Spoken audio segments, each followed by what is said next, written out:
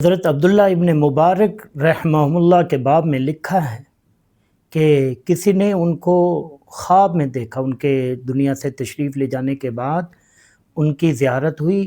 ظاہر ہے ان سے ملنے والے اور ان سے بات کرنے والے، ان کو خواب میں دیکھنے والے بزرگ ہوں گے، عالم ہوں گے، نیک صالح ہوں گے، جن کی ان کے ساتھ کوئی نسبت اور تعلق ہوگا۔ انہوں نے دیکھا، پوچھا کہ حضرت کیا بنی؟ تو بڑی عجیب بات فرمایا ذہبت العبارات، کہ وہ عبارتیں، وہ تحریریں، وہ نقوش، وہ حرکات، وہ جو میں لکھا کرتا تھا وہ سب ضائع ہو گئی، سارے علوم و معارف۔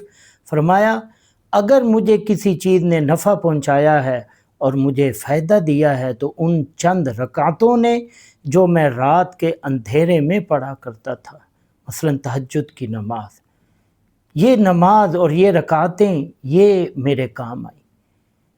آپ جانتے ہیں تہجد کی نماز، اس کا کتنا نور ہے اور اس کی کتنی برکات ہیں، اور خاص طور پر انسان کے چہرے پر تہجد کے بڑے اچھے اثرات پڑتے ہیں۔ چہرے کا نور تہجد کی نماز پیدا کرتی ہے، اور انسان کے اندر اخلاص تہجد کی نماز پیدا کرتی ہے۔ تہجد کی نماز آپ کو معلوم ہے کہ 5 نمازیں بعد میں آئیں، تہجد کی نماز پہلے آئی۔ 5 نمازیں تو حضور علیہ الصلوۃ والسلام کو معراج میں ملی، اور تہجد کی نماز سن 2 ہجری میں یا 3 ہجری، تہجد کی نماز نبوت ملنے کے دوسرے یا تیسرے سال ملی،